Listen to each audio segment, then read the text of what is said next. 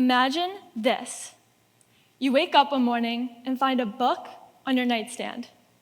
It has your name on the cover. So you open it and realize it's your life story.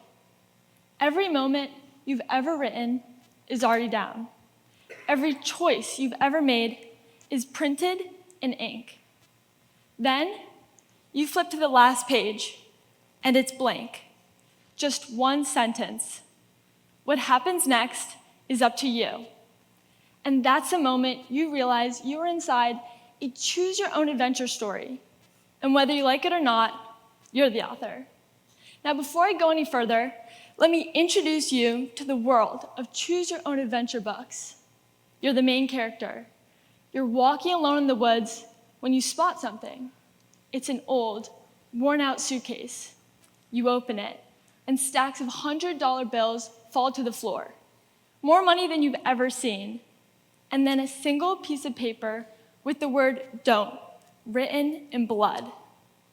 Turn to page 37 if you take the suitcase and run. Turn to page 109 if you walk away like you never saw it. You make your choice, the story shifts. There's no going back. Every day, we stand at crossroads just like this. Okay, maybe it's not a suitcase of cash, but it's a decision that shapes the story we are living. The best choose-your-own-adventure stories all have three things in common: uncertainty, character, and adventure. But in real life, we avoid all three. We hesitate to take risks, we crave certainty, and we stick to what's comfortable. Let's break them down, starting with the first, uncertainty. I have a confession to make. As a kid, I cheated at choose-your-own-adventure books. I'd wedge my fingers between the pages so that if I didn't like the ending, I could just flip back and try again. I thought life should work the same way.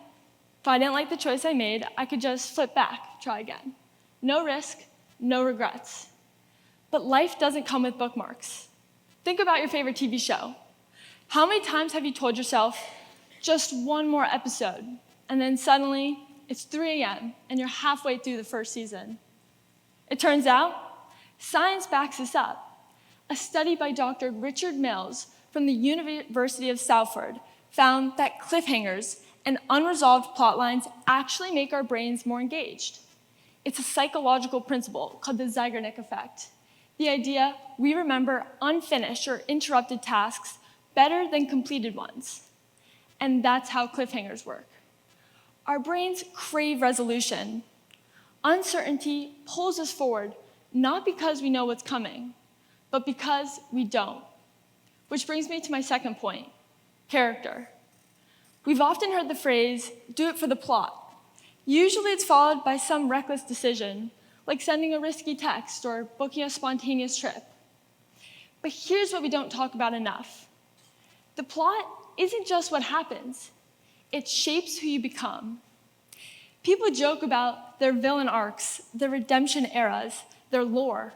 It's all just another way of saying our experiences shape us. Because character is not something we're born with. It's built through experiences, challenges, and the unexpected twists we never saw coming. My choose-your-own-adventure came junior year. I was given option A, stay in Maryland with my dad, or option B, move to Florida with my mom. I didn't know it then, but that decision would change everything. Not just where I lived, but who I became. Every hard decision, every unexpected twist, it's just another chapter shaping who you become. So the next time life throws something unexpected your way, don't just do it for the plot. Do it for your character. And that leads me to my final point, adventure, and the dangers of avoiding it. Let me tell you a story about a man named Ronald Wayne. In 1976, he and his two closest friends started a tech company. But just 12 days later, he got cold feet.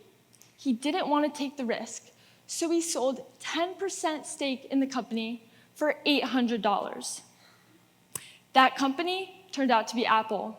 And today, his stock would be worth over $300 billion. One decision, one choice. That's how close he was to living a completely different life.